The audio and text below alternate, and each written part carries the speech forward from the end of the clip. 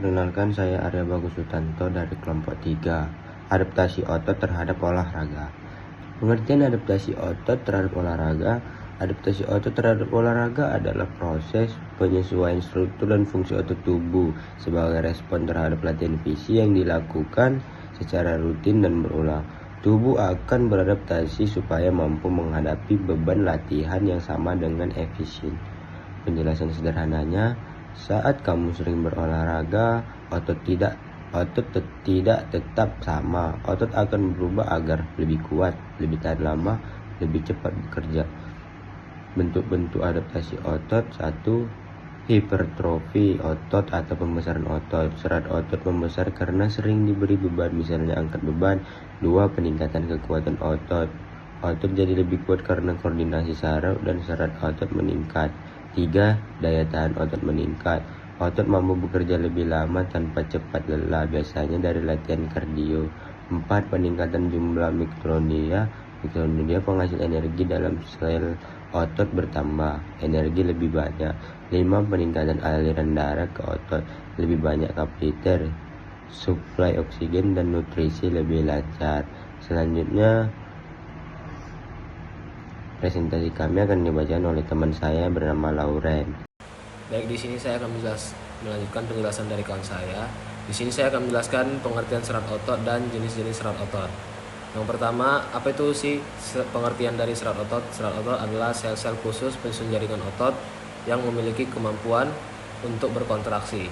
Serat otot sendiri berperan penting dalam menghasilkan gerakan tubuh, baik gerakan sadar maupun tidak sadar.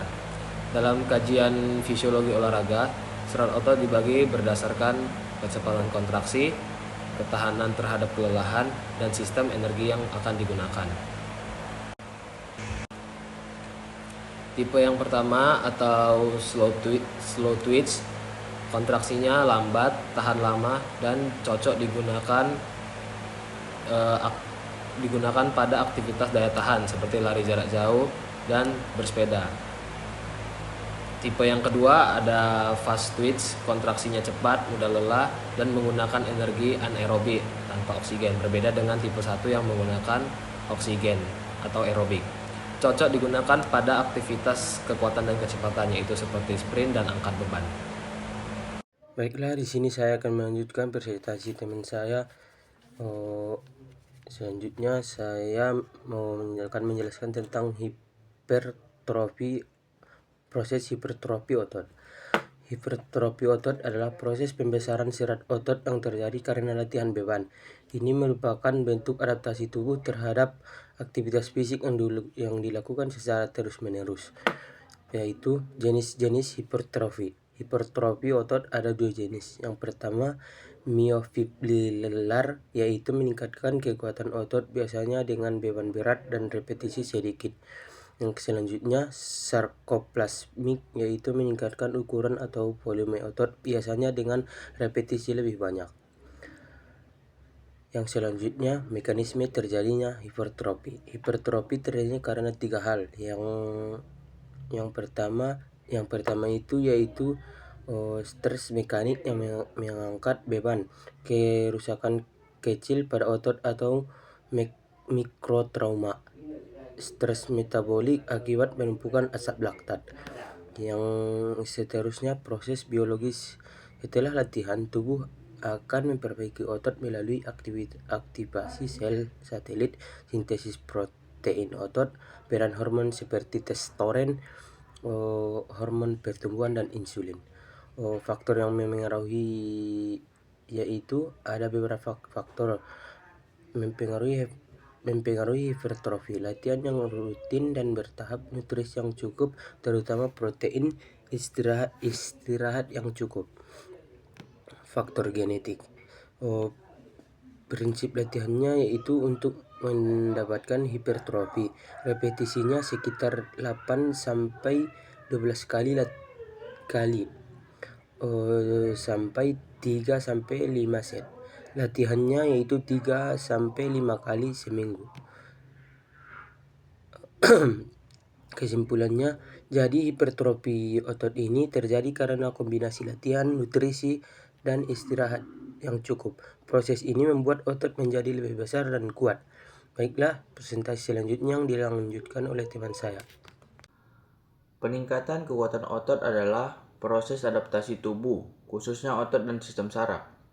Akibat latihan beban sehingga otot mampu menghasilkan gaya yang lebih besar dari sebelumnya. Adaptasi sistem saraf dari minggu pertama sampai minggu ke-6. Pada tahap awal, latihan peningkatan kekuatan lebih dipengaruhi oleh sistem saraf. Tubuh lebih menjadi efisien dan mengaktifkan otot. Rekrutan unit motorik meningkatkan koordinasi untuk membentuk impuls saraf lebih cepat. Kekuatan meningkat walau ukuran otot belum berubah signifikan. Hipertrofi otot 6-8 minggu. Setelah latihan berlanjut, otot mulai membesar. Serat otot membesar, protein, kontraktil, lectin, dan motion meningkat, cadangan energi otot bertambah. Otot lebih besar dan lebih kuat.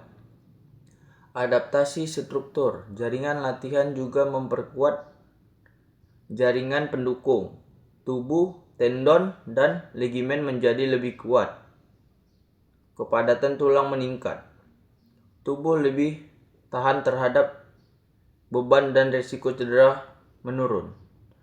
Perubahan serat otot, latihan kekuatan meningkat, kemampuan serat otot, tipe 2, fast twitch, kontraksi lebih cepat, dan daya ledak meningkat.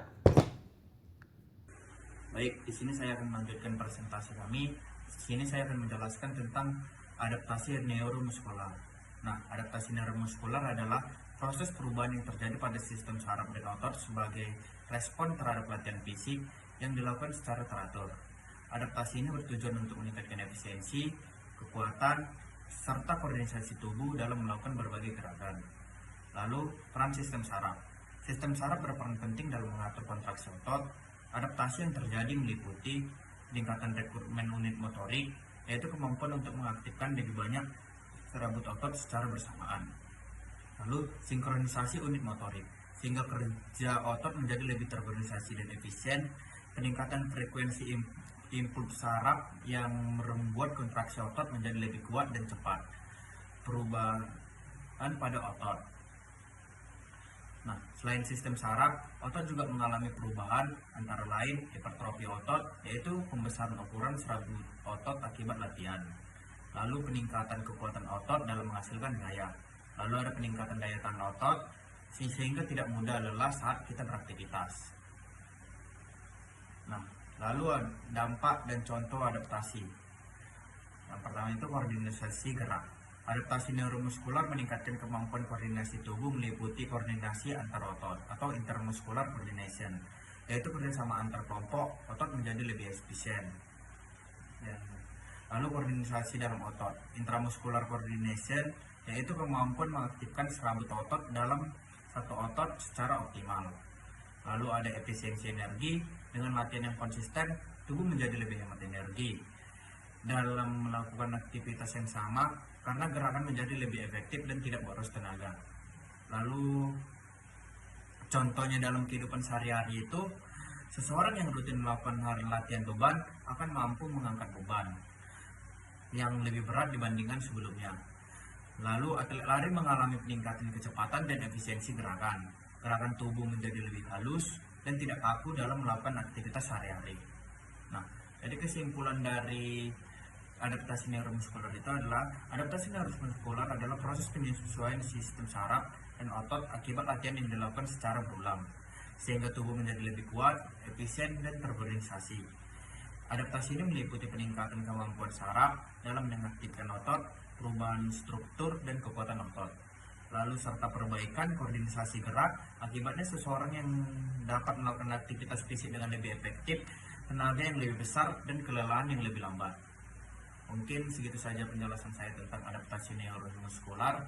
Selanjutnya akan dijelaskan oleh teman saya.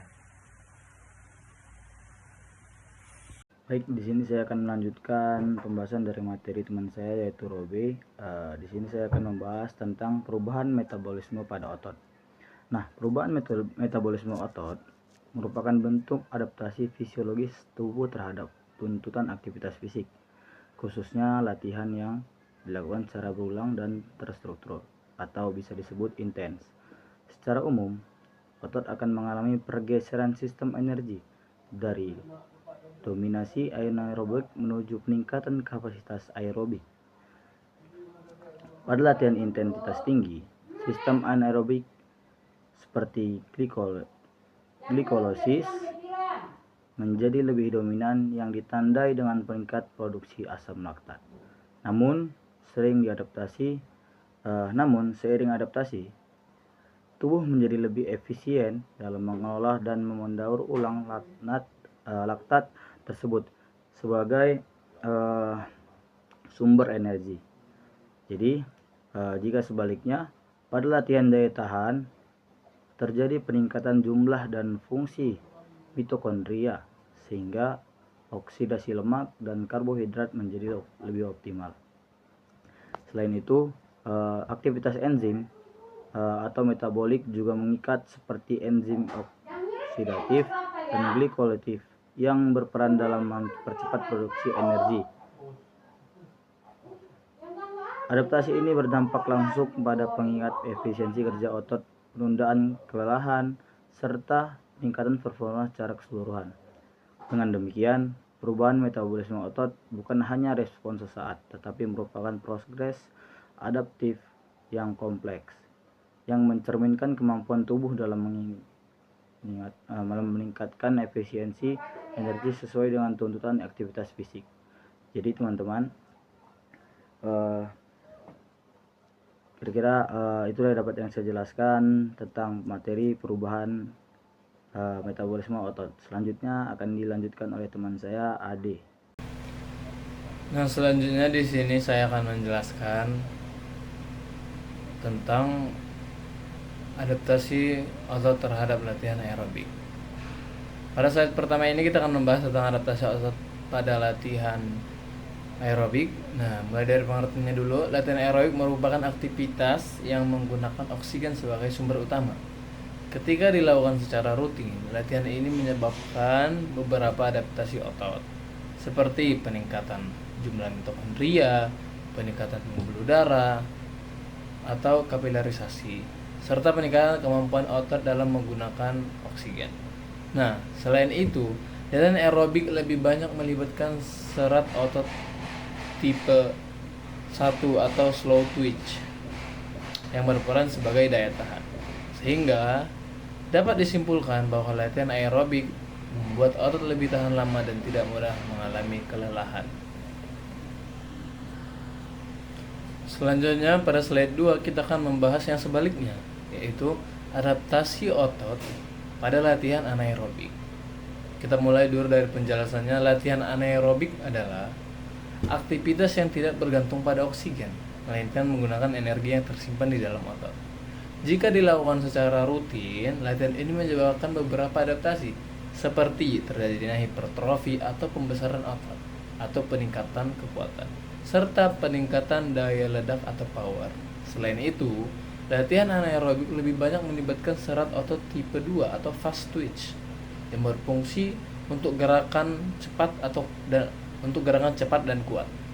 Cadangan seperti ATP dan glikogen juga meningkat untuk mendukung aktivitas intensitas tinggi, sehingga dapat disimpulkan bahwa latihan anaerobik membuat otot lebih kuat, namun cenderung digunakan untuk aktivitas singkat dan intens. Dan kesimpulan dari kedua pembahasan adalah latihan aerobik dan anaerobik merupakan dua jenis latihan yang memberikan adaptasi, namun berbeda tapi saling melengkapi terhadap otot. Latihan aerobik meningkatkan efisiensi kerja otot dalam jangka panjang melalui pemanfaatan oksigen, sedangkan latihan anaerobik meningkatkan kekuatan dan kemampuan otot dalam menghasilkan energi secara cepat tanpa oksigen. Oleh karena itu, kombinasi kedua jenis latihan ini sangat penting untuk mencapai kondisi kebugaran fisik yang optimal, meliputi daya tahan, kekuatan, serta performa tubuh secara menyeluruh. Mungkin yang saya dapat saya sampaikan, selanjutnya akan dijelaskan oleh teman saya. Baik, saya akan melanjutkan presentasi dari kawan saya, Ade. Adik Saputra. Faktor-faktor yang memengaruhi adaptasi otot. Pengertian dan faktor internal. Adaptasi otot, perubahan struktur dan fungsi otot akibat latihan dipengaruhi oleh faktor internal atau dari dalam tubuh. Faktor internal, genetik, menentukan potensi kekuatan dan hipertrofi. Usia muda lebih cepat beradaptasi. Jenis kelamin, hormon testosteron berpengaruh pada massa otot. Hormon testosteron, hormon pertumbuhan, insulin. Status nutrisi, asupan protein dan energi sangat penting. Faktor eksternal, jenis latihan, anaerobik dan aerobik. Intensitas latihan semakin tinggi, adaptasi lebih besar. Frekuensi dan durasi latihan. Recovery atau istirahat, otot berkembang saat pemulihan. Program latihan atau effort load dan progresif. Lingkungan dan gaya hidup, tidur, stres, pola hidup. Kesimpulan, adaptasi otot dipengaruhi kombinasi faktor internal dan eksternal sehingga hasil latihan tiap orang berbeda. Sekian dari presentasi kelompok kami sudahi. Wassalamualaikum warahmatullahi wabarakatuh.